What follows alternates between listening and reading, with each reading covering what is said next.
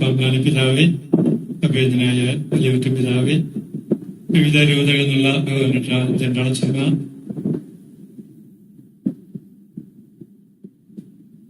Capuchin ഫ്രാൻസിസിൻ, പാവനാത്മ പ്രോവിൻസിന്റെ പ്രൊവിൻഷ്യലായ ബഹുമാനപ്പെട്ട Thomas കരിയുടെ അച്ഛൻ, ബഹുമാനപ്പെട്ട വൈദികരെ, പ്രിയമുള്ള സിസ്റ്റേഴ്സ്, സുപ്പീരിയേഴ്സ്, മാധവത്തച്ഛന്റെ പ്രിയമുള്ള കുടുംബാംഗങ്ങളെ, പ്രിയമുള്ള സഹോദരി സഹോദരന്മാരെ,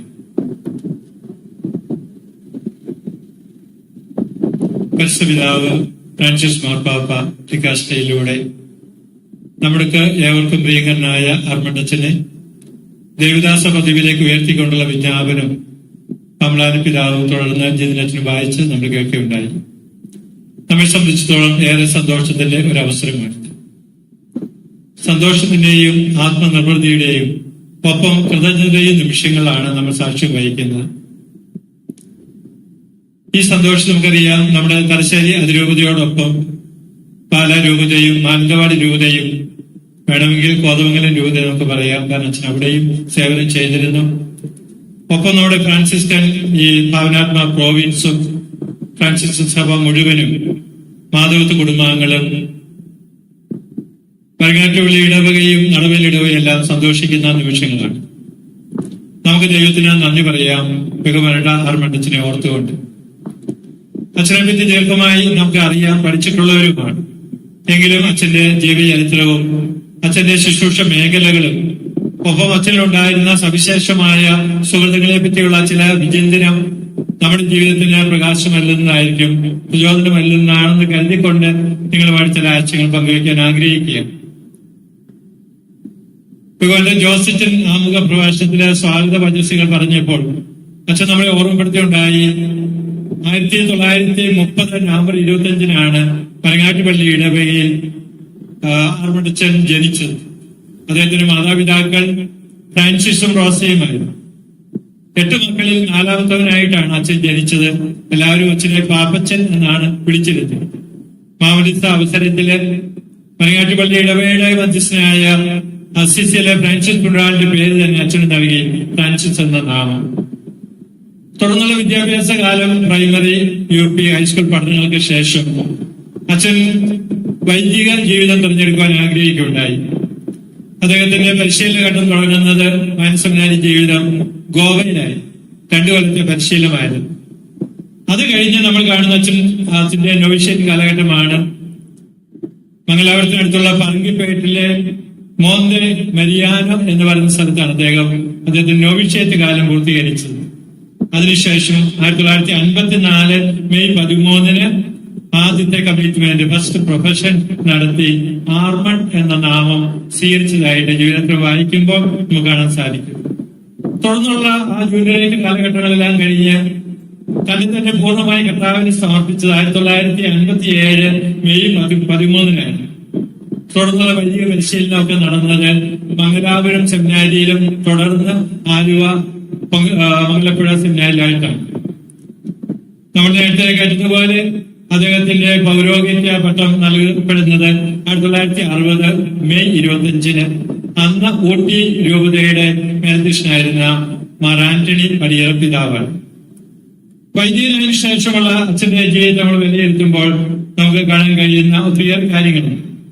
ഈ അവസരത്തിൽ ഞാൻ വിചാരിക്കുന്ന 1960-ലാണ് മാധവത്വ കുടുംബം വയനാട്ടിൽ നടവിലേക്ക് കുടിയേറി പാർത്ത് വരുന്നത്.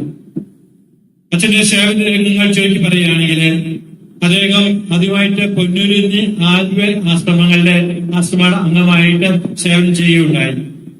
തുടർന്ന് അദ്ദേഹത്തെ ധാർവാഡിലുള്ള പോസ്റ്റ് ഫിലോസഫി സ്റ്റുഡൻസിന്റെ ഡയറക്ടറായിട്ട് അപ്പോയിന്റുണ്ടായി. അവിടുത്തെ സേവന കാലഘട്ടത്തിൽ തന്നെ അച്ഛൻ ഡിഗ്രി പഠനവും ധാർവാഡ് യൂണിവേഴ്സിറ്റിയിൽ നിന്ന് നടത്തിയതായിട്ട് മനസ്സിലാക്കുന്നു. തുടർന്ന് അദ്ദേഹം മൂവാറ്റുപുഴയുള്ള ലൊറേറ്റോ ആശ്രമത്തിലെ നോവിസിന്റെ ചാർജായിട്ട് വരികയാണ് ചെയ്യും. അവിടെ അദ്ദേഹം നോവിസ് മാസ്റ്ററായിട്ട് സേവനം ചെയ്തു. അത് കഴിഞ്ഞ് അതേ ആശ്രമത്തിൽ തന്നെ സുപ്പീരിയറായിട്ടും സേവനം ചെയ്യുന്നു. പിന്നീട് നമ്മൾ കാണുന്ന ആർമണ്ടച്ചൻ ഭരണകാലത്തേക്ക് അദ്ദേഹത്തെ അധികാരികൾ സ്ഥലം മാറ്റുന്നതാണ് കാണുന്നത്. ഭരണകാലത്ത് അച്ഛൻ അന്ന് ചെന്ന് തുടങ്ങി ഏതാണ്ട് 20 വർഷക്കാലം ഭരണകാലത്ത് സേവനം അനുഷ്ഠിക്കുകയുണ്ടായി. ഈ കാലഘട്ടത്തിലാണ് കേരളത്തിലെ കരിസ്മാറ്റിക് പ്രസ്ഥാനം വളരെ സജീവമായിട്ട് ഉണർന്ന് എഴുന്നേൽക്കുന്നത്. അപ്പോ ആ പ്രസ്ഥാനത്തിൽ അച്ഛൻ ആകർഷിക്കപ്പെടുന്നതായി നമ്മൾ കാണുന്നുണ്ട്. അച്ഛൻ പല പ്രാരംഭ ധ്യാനങ്ങളിൽ പങ്കെടുത്തു, കേരളത്തിനകത്തും കേരളത്തിന് പുറത്തുമായിട്ട്. അങ്ങനെ ഈ കരിസ്മാറ്റിക് പ്രസ്ഥാനത്താൽ ആകർഷനായ അച്ഛൻ അതിന്റെ ഒരു വക്താവായിട്ട് മാറുകയാണ്. കേരളത്തിലെ വിവിധ ധ്യാന കേന്ദ്രങ്ങളോട് നമുക്കറിയാം. എങ്കിലും ആദ്യമായിട്ട് പഴയകാലത്തെ അസീസിയിലാണ് ഒരു കരിസ്മാറ്റിക് ധ്യാന കേന്ദ്രം തുടങ്ങുന്നത്. അച്ഛന്റെ പരിശ്രമ ഫലമായിട്ടാണ്. അന്ന് തുടങ്ങി താൻ മരിക്കുവോളം ഈ രംഗത്ത് അച്ഛൻ വളരെ സജീവനായിരുന്നു. 1976 സെപ്റ്റംബർ 24 പഴയകാലത്ത് വെച്ച് ആദ്യത്തെ കരിസ്മാറ്റിക് ധ്യാനം തുടങ്ങുന്നത്. അന്ന് തുടങ്ങി തന്റെ വചന പ്രവർത്തനത്തിലൂടെയും തന്റെ ലളിതമായ ജീവിതത്തിലൂടെയും അനേകരെ കർത്താവിന്റെ പക്കലേക്ക് ആനയിക്കുവാൻ അച്ഛന് സാധിച്ചിട്ടുണ്ട് എന്നുള്ളത് അനേകരുടെ അനുഭവ സാക്ഷ്യം കൂടിയാണ്. ഇങ്ങനെ 20 വർഷങ്ങൾ പിന്നിട്ട് കഴിഞ്ഞപ്പോഴാണ് അച്ഛനൊരു ദൈവിക വെളിപാടുണ്ടായെന്ന് അച്ഛൻ തന്നെ പറയുന്നു. മലബാർ പ്രദേശത്തേക്ക് കൂടി പോകണം, മലബാറിലെ ജനങ്ങളോട് ദൈവത്തിന്റെ വചനം പറയണം. അദ്ദേഹം ഈ കാര്യങ്ങൾ ഞാൻ വിചാരിക്കുന്ന വലിയൊരു പിതാവുമായി സംസാരിച്ചിട്ടുണ്ടാവും. അങ്ങനെ ഈ പ്രദേശത്ത് വന്ന സ്ഥലങ്ങളൊക്കെ തേടി പല സ്ഥലങ്ങൾ അന്വേഷിച്ച് നടന്ന് അവസാനം തിരിച്ചു പോകണമെന്ന് തോന്നുന്ന അവസരത്തിലാണ് ഈ പുഴയുടെ തീരത്തുള്ള ഈ സ്ഥലം അദ്ദേഹം കണ്ടെത്തുന്നതും ഈ സ്ഥലത്ത് തന്നെ തന്റെ ആശ്രമം തുടങ്ങണം എന്നുള്ള ചിന്ത ഉണ്ടായിരുന്നു. അത് രൂപതാധികാരികളെയും ഒപ്പം തന്നെ സഭാധികാരികളെയും അറിയിക്കുകയും അവരുടെ സമ്മതത്തോടുകൂടി ഇവിടെ ഈ സ്ഥലം വാങ്ങുന്നത്. അങ്ങനെ അച്ഛൻ ഈ പണ്ടാരത്തേക്ക് കടന്നു വരുന്നത് 1976 കടന്നു വന്നു, സ്ഥലമൊക്കെ വാങ്ങി. പക്ഷേ 1996 98 അച്ഛൻ ഇവിടെ വന്ന് ഇവിടെ താമസം തുടങ്ങുകയാണ് ചെയ്യുന്നത്. അന്നുണ്ടായ ഒരു മുറി, ഒറ്റ മുറി ഫോട്ടോയൊക്കെ അവിടെ കൊടുത്തിട്ടുണ്ട്. അവിടെയാണ് അച്ഛൻ ജീവിച്ചുകൊണ്ട് തന്റെ ഈ ശുശ്രൂഷ തുടർന്നത്. ഇത്രയും ഞാൻ പറഞ്ഞു നമ്മൾ അച്ഛനെ കുറച്ചൊന്ന് മനസ്സിലാക്കാൻ വേണ്ടിയാണ്. ഇവിടെ വളരെ പരിമിതമായ ഒരു സാഹചര്യത്തിലാണ് അച്ഛൻ ജീവിച്ചതും പ്രവർത്തിച്ചത് എന്നും ഈ അയൽവക്കത്തുള്ള എല്ലാ മനുഷ്യർക്കും അറിയാം. നേരത്തെ ഇവിടെ സൂചിപ്പിച്ചതുപോലെ ഭവനങ്ങൾ സന്ദർശിക്കുക, അവിടെയുള്ള രോഗികളെ കാണുക, ആശ്വസിപ്പിക്കുക, അവരോട് വർത്തമാനങ്ങൾ പറയുക, അവർ തരുന്നത് സ്വീകരിക്കുക, ഭക്ഷിക്കുക, കൂടുതൽ എന്തെങ്കിലും തന്നിട്ടുണ്ടെങ്കിൽ അത് ആശ്രമത്തിൽ കൊണ്ടുവരിക. ഇങ്ങനെ തീർത്തും ഒരു തീർത്ഥാടകന്റെ ജീവിതം, അല്ലെങ്കിൽ ഒരു ഭിക്ഷാന്തേകിയുടെ ജീവിതമാണ് അച്ഛൻ നയിച്ചെന്ന് കാണാൻ സാധിക്കും. ഇനി അച്ഛനിലുണ്ടായിരുന്ന ആ ഗുണങ്ങളെ പറ്റി നമുക്ക് പറയുന്നതിന് മുമ്പായിട്ട് നമുക്കറിയാം, അച്ഛൻ 98 ഇവിടെ വന്നെങ്കിലും അധിക നാൾ ഇവിടെ സേവനം ചെയ്യാൻ സാധിച്ചില്ല. 3 വർഷം. 2001 അദ്ദേഹം ക്യാൻസർ ബാധിതനായിരുന്നു. തുടർന്ന് 2001 ജനുവരി മാസത്തിൽ അദ്ദേഹം നമ്മളോട് നിത്യയാത്ര പറയുകയാണ്, സ്വർഗത്തിലേക്ക് യാത്ര തിരിച്ചു. ഈ വർഷത്തെ നമ്മളോട് നിൽക്കുമ്പോൾ അച്ഛൻ മരിച്ചിട്ട് 23 വർഷങ്ങൾ പിന്നിടുകയുണ്ടായി. പ്രിയമുള്ളവരെ, നമ്മൾ ആർമഡച്ചനെ ഏറെ സ്നേഹിക്കുന്നു. ആർമഡച്ചനെ നമുക്ക് ഇഷ്ടമാണ്. കാരണം അച്ഛൻ ശരിക്കും ഒരു വിശുദ്ധനായി ജീവിച്ച വ്യക്തിയാണ്. വിശുദ്ധിയുടെ പരിമളം അച്ഛന്റെ ജീവിതത്തിൽ നിന്ന് ഈ പ്രദേശത്ത് മാത്രമല്ല, അച്ഛൻ എവിടെയെല്ലാം സേവനം ചെയ്തിട്ടുണ്ടോ അവിടെയെല്ലാം വ്യാപിച്ചിട്ടുണ്ട് എന്നുള്ളത് സത്യമാണ്. അച്ഛന്റെ ജീവിതത്തിലേക്ക് തിരിഞ്ഞു നോക്കുമ്പോൾ അച്ഛനെ വിളങ്ങിയിരുന്ന ഏതാനും സുഹൃത്തുക്കൾ മെൻഷൻ ചെയ്യുന്നത് നല്ലതാണ് ഞാൻ വിചാരിക്കുകയാണ്. നമ്മുടെ സിനഡില് അച്ഛനെ പറ്റിയുള്ള ഒരു പേപ്പർ അവതരിച്ചപ്പോൾ പറഞ്ഞ കാര്യങ്ങൾ ഞാൻ എൻ്റെ ഓർമ്മയിൽ നിന്ന് എടുത്തതാണ്. അച്ഛനെ പറ്റി പറയുമ്പോൾ അച്ഛൻ ഒരു ഒത്തന്റിക് ഫ്രാൻസിസ്കൻ ആയിരുന്നു എന്നാണ് എല്ലാവരും പറയുന്നത്. ഫ്രാൻസിസ് അസീസി കർത്താവിനെ എത്രമാത്രം സ്നേഹിച്ചിരുന്നുവോ, ഫ്രാൻസിസ് അസീസിയുടെ ജീവിതശൈലി എങ്ങനെയായിരുന്നു എന്നൊക്കെ ഏതാണ്ടൊക്കെ അറിവുള്ളവരാണ് നമ്മൾ. അതുപോലെ തന്നെ ആയിരുന്നു ആർമഡച്ചന്റെ ജീവിതവും. എപ്പോഴും സന്തോഷമുള്ളവനായിരുന്നു. സാഹോദര്യവും സമാധാനവും പുലർത്തിയിരുന്ന ഒരു വ്യക്തിത്വമായിരുന്നു അച്ഛൻ്റേത്. തന്നെ ഏൽപ്പിച്ച ജോലികളോട് 100% വിശ്വസ്തയോടെ അത് നിർവഹിച്ചു വ്യക്തിയായിരുന്നു. ലാളിത്യമായിരുന്നു അച്ഛന്റെ ജീവിത ശൈലി. അച്ഛൻ വലിയ വാചാലമായി പ്രസംഗിക്കുന്ന ഒരു വ്യക്തി ആയിരുന്നില്ല. പക്ഷെ തന്റെ ദൈവസ്നേഹ അനുഭവവും സഹോദരനുള്ള സ്നേഹത്തിലൂടെ അത് പ്രകടമാക്കിയിരുന്നു. നമ്മൾ ഇന്ന് തോബിത്തിന്റെ പുസ്തകത്തിലൊക്കെ വായിച്ച് കേട്ടതുപോലെ നന്മ ചെയ്തുകൊണ്ട് മറ്റുള്ളവരെ ശുശ്രൂഷിച്ച് സേവനം ചെയ്ത ആ ജീവിതമായിരുന്നു ഏറ്റവും വലിയ പ്രഘോഷണമെന്ന് നമുക്ക് മനസ്സിലാക്കുവാൻ സാധിക്കും. കൂടാതെ നമുക്കറിയാം, അച്ഛന് ദൈവത്തിൽ പരിപൂർണമായിട്ട് ആശ്രയിച്ച വ്യക്തിയായിരുന്നു. സഹനങ്ങൾ ഏറെ ഉണ്ടായിരുന്നെങ്കിലും അതൊക്കെ സഹിച്ച് മുന്നേറിയ ഒരു വ്യക്തിത്വത്തിന്റെ ഉടമയായിരുന്നു അച്ഛൻ എന്ന് അച്ഛന്റെ കൂടെ ഉണ്ടായിരുന്നവരും അച്ഛനെ പറ്റി അറിയാവുന്ന ആളുകളെ സാക്ഷ്യപ്പെടുത്തിയിട്ടുണ്ട്. രണ്ടാമതായിട്ട് അച്ഛനെ പറ്റി പറയാൻ പറ്റുന്ന ഒരു കാര്യം ഇതായിരുന്നു, he was a man of prayer എന്നുള്ളതായിരുന്നു. അച്ഛൻ്റെ ദിനചര്യ നമ്മൾ പഠിക്കുമ്പോൾ എല്ലാ ദിവസവും 3 മണിക്ക് അച്ഛൻ പ്രഭാതത്തിൽ ഉണർന്നിരുന്നു. നമുക്ക് ചിന്തിക്കാനേ പറ്റുകയില്ല. പക്ഷെ അച്ഛൻ 3 മണിക്ക് ഉണർന്നിരുന്നു. ധാരാളം സമയം തിരുസന്നിധിയിൽ വന്നിരുന്ന് വിശുദ്ധ കുർബാനയുടെ മുമ്പിൽ നിന്നിരുന്നു പ്രാർത്ഥിക്കുമായിരുന്നു, ജപമാല ചൊല്ലുമായിരുന്നു, ധ്യാനിക്കുമായിരുന്നു എന്ന് ഏറെ പേര് സാക്ഷ്യപ്പെടുന്നു. അച്ഛൻ്റെ ജീവിതത്തിൽ നമ്മളത് വായിക്കുന്നുണ്ട്. അങ്ങനെ പ്രാർത്ഥനയുടെ ഒരു മനുഷ്യനായിരുന്നു. ജപമാല കയ്യിൽ ഏന്തിയാണ് എപ്പോഴും നമ്മൾ അച്ഛനെ കണ്ടിട്ടുള്ളത്. ജപമാല ചൊല്ലി പ്രാർത്ഥിച്ച് കടന്നു പോകുന്ന ഒരു മനുഷ്യനായിട്ടാണ് അച്ഛനെ ചിത്രീകരിച്ചിരിക്കുന്നത്. കരിസ്മാറ്റിക് രംഗവുമായിട്ട് അച്ഛൻ ഇടപെടാൻ തുടങ്ങിയ നാൾ മുതൽ അച്ഛൻ്റെ പ്രാർത്ഥനാ ജീവിതം കൂടുതൽ തീക്ഷ്ണതയുള്ളതായിരുന്നു എന്ന് അച്ഛൻ്റെ കൂടെ ശുശ്രൂഷ ചെയ്ത ആളുകൾ സാക്ഷ്യപ്പെടുന്നതായിട്ട് നമുക്ക് കാണാൻ സാധിക്കും. അപ്പോൾ ഇന്നിപ്പോൾ അമ്ലാനി പിതാവ് പറഞ്ഞതുപോലെ അച്ഛൻ പരിശുദ്ധ ത്രിത്വത്തിന്റെ ഒരു ഉപാസകനായിരുന്നു. മാമോദീസയിലൂടെയും തൈലാഭിഷേകത്തിലൂടെയും പ്രത്യേകിച്ച് മറ്റു കൂദാശകളൊക്കെ സ്വീകരിച്ചത് വഴിയായിട്ട് പരിശുദ്ധ ത്രിത്വം നമ്മളിലൊക്കെ വസിക്കുന്നുണ്ട് എന്ന് നമുക്ക് തത്വമായിട്ട് അറിയാം. ആത്മീയമായിട്ടും ഒരനുഭവത്തിലൂടെ നമ്മൾ ഇനി അതിലേക്ക് വളരേണ്ടിയിരിക്കുന്നെങ്കിൽ ബഹുമാനയുടെ ആർമണ്ടച്ചൻ ആ നിലയിൽ ഏറെ വളർന്ന വ്യക്തിത്വമായിരുന്നു. പിതാവായ ദൈവത്തെ അപ്പൻ എന്നാണ് അദ്ദേഹം വിശേഷിക്കുന്നത്. അപ്പന്റെ പക്കൽ പോകണം, അപ്പനോട് പ്രാർത്ഥിക്കണം. വിശുദ്ധ പൗലോസ് ശ്ലീഹാ റോമാക്കാർക്കും ഗലാത്യക്കാർക്കും എഴുതിയ ലേഖനം വായിക്കുമ്പോൾ നമുക്ക് കാണാം, ദൈവം തന്റെ ആത്മാവിനെ നമുക്ക് തന്നിരിക്കുന്നു. ദൈവത്തെ അബ്ബ, പിതാവേ എന്ന് വിളിക്കുവാൻ നമ്മളെ പര്യാപ്തമാക്കുന്ന ആത്മാവ് എന്നാണല്ലോ തിരുവചനം പറഞ്ഞിരിക്കുന്നതെങ്കിൽ അത് അക്ഷരാർത്ഥത്തിൽ ജീവിച്ച് പാലിച്ച ഒരു വിശുദ്ധ വ്യക്തിയായിരുന്നു ആർമണ്ടച്ചൻ. പിതാവായ ദൈവത്തെ അപ്പ എന്ന് വിളിക്കാനുള്ള ആ സ്വാതന്ത്ര്യം അത് അദ്ദേഹം പാലിക്കുക മാത്രമല്ല, അങ്ങനെ അദ്ദേഹവുമായി ബന്ധപ്പെട്ട എല്ലാ മക്കളെയും പഠിപ്പിക്കുന്നതായിട്ട് കാണാൻ കഴിയും. ഈശോയെ ആർമണ്ടച്ചൻ വിശേഷിപ്പിച്ചിരുന്നത് ചേട്ടായി എന്നാണ്. സത്യത്തിൽ ചേട്ടായി തന്നെയാണല്ലോ ഈശോ. മാമോദീസ എന്ന കൂദാശ നമ്മൾ സ്വീകരിക്കുമ്പോൾ നമ്മൾ സ്വർഗത്തിന് അവകാശികളും ഈശോയുടെ സഹോദരന്മാരുമാകുന്നു എന്ന് നമ്മൾ വേദപാഠ ക്ലാസ്സിൽ പഠിച്ചിട്ടുണ്ടെങ്കിൽ ഈശോ നമുക്ക് ചേട്ടായി തന്നെയാണ്. അപ്പൊ ചേട്ടായിയുമായിട്ടുള്ള ഒരു ബന്ധം, ഒരു സ്നേഹം തന്റെ ജീവിതം മുഴുവനും പടുത്തുയർത്തുവാൻ, നിലനിർത്തുവാൻ ആർമണ്ടച്ചന് കഴിഞ്ഞു എന്നുള്ളത് വലിയ പ്രത്യേകതയാണ്. പരിശുദ്ധാത്മാവായ ദൈവത്തെ ആത്മമിത്രം എന്നാണ് വിശേഷിച്ചിരുന്നത്. ആത്മമിത്രത്തോടാണല്ലോ നമ്മൾ എല്ലാ കാര്യങ്ങളും പറയുന്നത്. നമ്മുടെ ഹൃദയവും ഹൃദയ രഹസ്യങ്ങളും നമ്മുടെ ദുഃഖങ്ങളും നമ്മുടെ സന്തോഷങ്ങളും എല്ലാം നമുക്കൊരു കൂട്ടുകാരനുണ്ടെങ്കിൽ ആ വ്യക്തിയോടാണ് നമ്മൾ പങ്കുചേരുന്നത്. അദ്ദേഹത്തിന്റെ വലിയ കൂട്ടുകാരനായിരുന്നു പരിശുദ്ധാത്മാവായ ദൈവം. മാത്രമല്ല ഈ ആത്മമിത്രം പറയുന്ന കാര്യങ്ങൾ വിശ്വസിക്കുകയും അതിന് പ്രകാരം തന്റെ ജീവിതത്തെ ക്രമപ്പെടുത്തുകയും ചെയ്ത വ്യക്തിയായിരുന്നു ആർമണ്ടച്ചൻ. ആത്മമിത്രമായിട്ട് എപ്പോഴും പരിശുദ്ധാത്മാവിനെ കണ്ടിരുന്നു എന്നുള്ള ഒരു പ്രത്യേകത. ഞാൻ ഈ കഴിഞ്ഞ ദിവസങ്ങളിലൊക്കെ ഈ ദൈവദാസ പദവിയിലേക്ക് ഉയർത്തുമായിട്ട് ബന്ധപ്പെട്ട ചില വീഡിയോ ക്ലിപ്പുകളൊക്കെ അച്ഛൻ്റെ കൂടെ ഉണ്ടായിരുന്ന ആളുകൾ പറഞ്ഞത് കേട്ടപ്പോൾ മനസ്സിലാക്കിയുണ്ടായി. അച്ഛൻ ഏത് പ്രാർത്ഥന തുടങ്ങിയാലും ത്രിത്വൈക ദൈവത്തെ വിളിച്ച് ദൈവത്തെ ആരാധിച്ച് സ്തുതിച്ചുകൊണ്ട് മാത്രമേ തുടങ്ങുകയായിരുന്നുള്ളൂ എന്നവർ പറയുകയാണ്.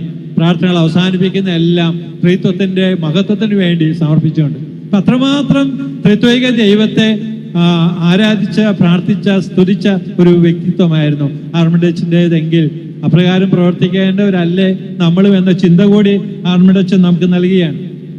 അസിസിയിലെ വിശുദ്ധ ഫ്രാൻസിസിനെ പറ്റി പറയുമ്പോൾ നമുക്കറിയാം, ഫ്രാൻസിസ് വിനീതനും ദരിദ്രനും ക്രൂശിതനുമായ ഈശോയെ അടുത്ത് അനുകരിച്ച വ്യക്തിയാണ്.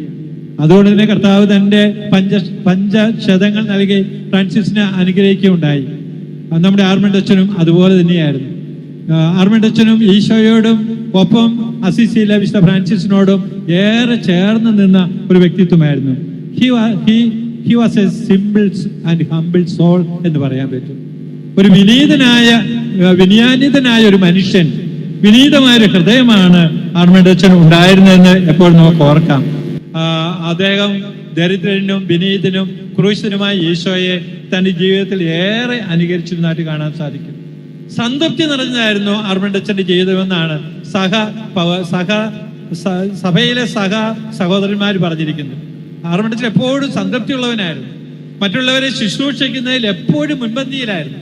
ആശ്രമത്തിൽ താമസിക്കുമ്പോൾ ഒരു സീനിയർ മെമ്പർ ആയിരുന്നെങ്കിലും മറ്റുള്ളവരുടെ ആവശ്യങ്ങൾ കണ്ടറിഞ്ഞ് അത് ചെയ്തു കൊടുക്കാൻ എപ്പോഴും താല്പര്യത്തോടുകൂടി ആർമണ്ടച്ചൻ വരുമായിരുന്നു.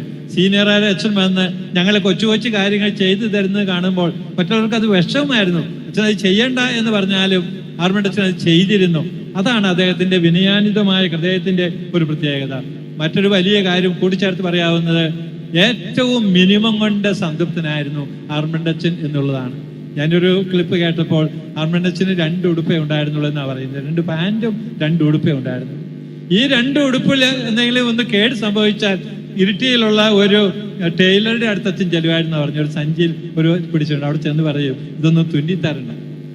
അപ്പൊ അത് സൂചിപ്പിക്കുന്ന അത്രമാത്രം ദാരിദ്ര്യ ചൈതന്യം സ്വന്തം ജീവിതത്തിൽ പാലിച്ചിരുന്ന ഒരു വ്യക്തിയാണെന്നാണല്ലോ അതിന്റെ അർത്ഥമാക്കുന്നത്.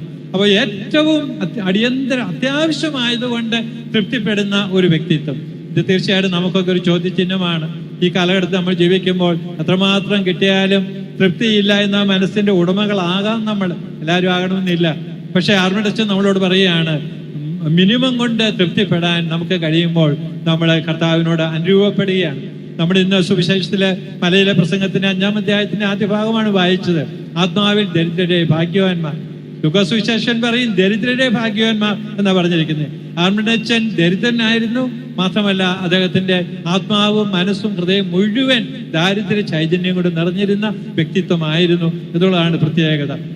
ഒപ്പം തന്നെ നമുക്കറിയാൻ സാധിക്കും, ആർമണ്ടച്ചനെ പറ്റി പറയുമ്പോൾ ആർമണ്ടച്ചൻ he was the embodiment of love എന്ന് വിശേഷിപ്പിക്കുന്നുണ്ട്. കർത്താവായ ഈശോ ദൈവം സ്നേഹമായിരുന്നു. ഇന്നത്തെ 1-ാമത്തെ വായന നിയമാവർത്തന പുസ്തകത്തിൽ നമ്മൾ വായിച്ചത്. അവിടെ മോശയോട് ദൈവം പറയാ, ഏറ്റവും വലിയ കൽപ്പന നൽകിക്കൊണ്ട് പറയുകയാണ്, നീ നിന്റെ ദൈവമായ കർത്താവിനെ പൂർണ്ണ ഹൃദയത്തോടും പൂർണ്ണ ആത്മാവോടും പൂർണ്ണ മനസ്സോടും പൂർണ്ണ ശക്തിയോടും കൂടി സ്നേഹിക്കണം, നിന്നെ പോലെ തന്നെ നിന്റെ അയൽക്കാരനെ. ഇത് നീ എല്ലാവരെയും പഠിപ്പിക്കണം, നെറ്റിത്തടത്തിൽ അടയാളമായി നീ കൊണ്ടു നടക്കണം, നിന്റെ വീടിന്റെ കട്ടിടക്കാലുമേ സ്ഥാപിക്കണം. വചനം ഇങ്ങനെ പറഞ്ഞു പോവുകയാണ്. ആർമണ്ടച്ചന്റെ ജീവിതത്തിൽ മുഴുവൻ ഈ ദൈവസ്നേഹവും മനുഷ്യ സ്നേഹവും നിറഞ്ഞിരുന്ന ഒരു വ്യക്തിത്വമായിരുന്നു ആർമണ്ടച്ചൻ. കണ്ടവരോടെല്ലാം പുഞ്ചിരിയോടുകൂടി സമീപിക്കാനും അവരെ സ്വീകരിക്കാനും ആർമണ്ടച്ചന് കഴിഞ്ഞിരുന്നു എന്നുള്ളത് അനുഭവിച്ചറിഞ്ഞിട്ടുള്ള ആളുകൾ പറഞ്ഞിട്ടുള്ള കാര്യമാണ്. എത്ര ക്ലേശങ്ങൾ പ്രയാസങ്ങളുമായിട്ട് ആളുകൾ വന്നാലും അവരെ കേട്ട് അവരുടെ കൂടെ ഇരുന്ന് വർത്തമാനം പറഞ്ഞ് അവർക്ക് വേണ്ടി പ്രാർത്ഥിച്ച് അവരെ സന്തോഷപരിധിയായി അയക്കുന്ന അച്ഛൻ്റെ ആ ജീവിതശൈലി വളരെ പ്രധാനപ്പെട്ടതായിരുന്നു. തൻ്റെ സഹപ്രവർത്തകരായിരുന്ന എല്ലാവരോടും അച്ഛൻ നന്നായി സഹകരിക്കുക മാത്രമല്ല എല്ലാവരെയും സഹകരിപ്പിക്കുന്ന ഒരു ശൈലിയുടെ ഉടമ കൂടിയായിരുന്നു അച്ഛൻ പറയും. അതുകൊണ്ടാണ് ഭരണങ്ങാനത്താണെങ്കിലും ഈ വിമലഗിരിയിലായാലും ഈ ധ്യാന കേന്ദ്രങ്ങളൊക്കെ കെട്ടിപ്പടുക്കപ്പെട്ടത്. അതിന്റെ രഹസ്യം അതാണ്. അവരുടെ കൂടെ നിന്ന് അധ്വാനിച്ച അവരെ പ്രോത്സാഹിപ്പിച്ച ഒരു വൈദിക ശ്രേഷ്ഠനായിരുന്നു അച്ഛൻ. സഹോദരങ്ങൾക്ക് ശുശ്രൂഷ ചെയ്യുന്നതിൽ അച്ഛന് ഒരു മടിയുമില്ലായിരുന്നു എന്ന കാര്യം സൂചിപ്പിക്കുകയുണ്ടായല്ലോ. അതോടൊപ്പം തന്നെ അദ്ദേഹത്തിൽ വിളങ്ങിയിരുന്ന സുഹൃത്തുക്കളാണ് ദൈവിക പുണ്യങ്ങളായ വിശ്വാസവും പ്രത്യാശയും സ്നേഹവും. അപ്പോൾ ഇന്ന് പാമ്പളാനി പിതാവ് ദിവ്യപത്രത്തിന് എഴുതിയ ഒരു ആശംസയിൽ എടുത്തു പറയുന്നുണ്ട് ഈ കാര്യം. അപ്പോൾ ഈ ദൈവിക പുണ്യങ്ങൾ അച്ഛനുണ്ടായിരുന്നു. പ്രത്യേകിച്ച് വലിയ വിശ്വാസം, ദൈവാശ്രയ ബോധം ആർമണ്ടച്ചനുണ്ടായിരുന്നു. അദ്ദേഹം ദൈവത്തെ കണ്ടിരുന്ന ശക്തനായ ഒരാളായിട്ടുണ്ട്. ഒരു പവർഫുൾ ഗോഡ് എന്നാ പറഞ്ഞിരുന്നത്. എന്ന് പറഞ്ഞാൽ ഈ പവർഫുൾ ആയ ഗോഡിന് ചെയ്യാൻ പറ്റാത്തതായിട്ട് ഒരു കാര്യവുമില്ല.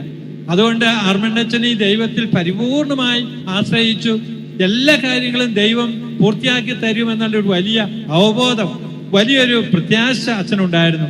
അത് അങ്ങനെയാണ് ഇതെല്ലാം പൂർത്തീകരിച്ചത് എന്ന് അച്ഛൻ തന്നെ പറയുന്നുണ്ട്. കൂടെ നിന്നവരും പറയുകയാണ്. അപ്പൊ ആ വലിയ ഒരു ആ പ്രത്യാശയും വിശ്വാസവും ഒപ്പം സ്നേഹവും നിറഞ്ഞു നിന്ന വ്യക്തിത്വമാണ് അച്ഛൻ്റെ വ്യക്തിത്വം.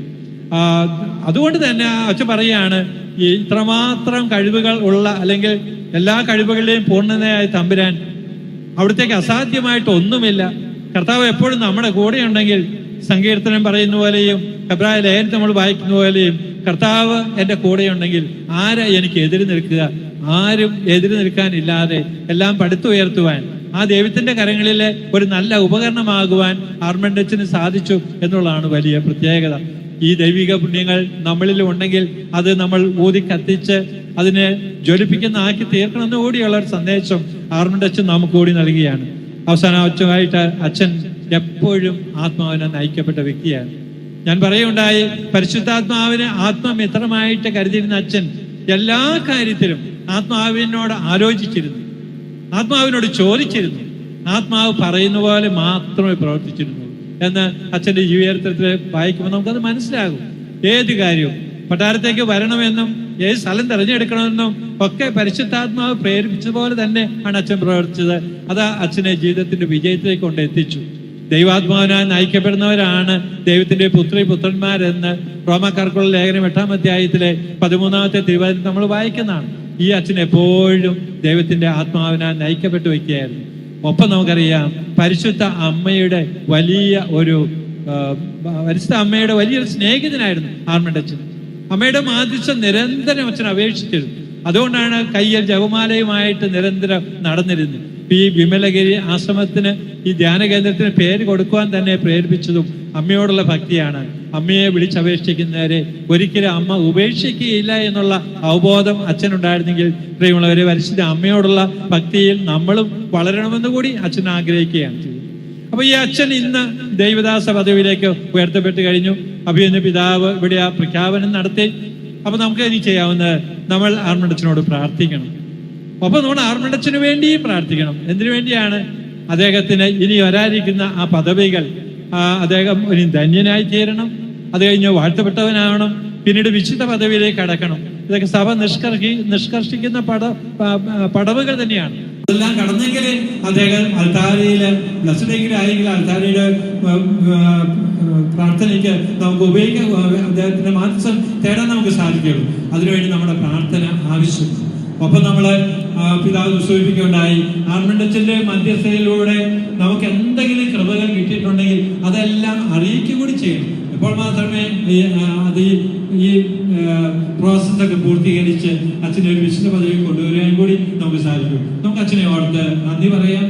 അച്ഛനെ തന്റെ ഉപകരണമാക്കി അച്ഛനെ ഉപയോഗിച്ച് തന്റെ മക്കളേക്ക് അനേക കാര്യങ്ങൾ അടുപ്പിക്കാൻ അച്ഛനെ ഉപയോഗിച്ച ദൈവത്തിന്റെ വലിയ കൃപയെ ഓർത്ത് നമുക്ക് ദൈവത്തിന് നന്ദി പറയാം, ദൈവത്തെ സ്തുതിക്കാം. അച്ഛന്റെ ഈ ഉയർച്ചയിൽ സന്തോഷിക്കുന്ന അനേകരുണ്ട്.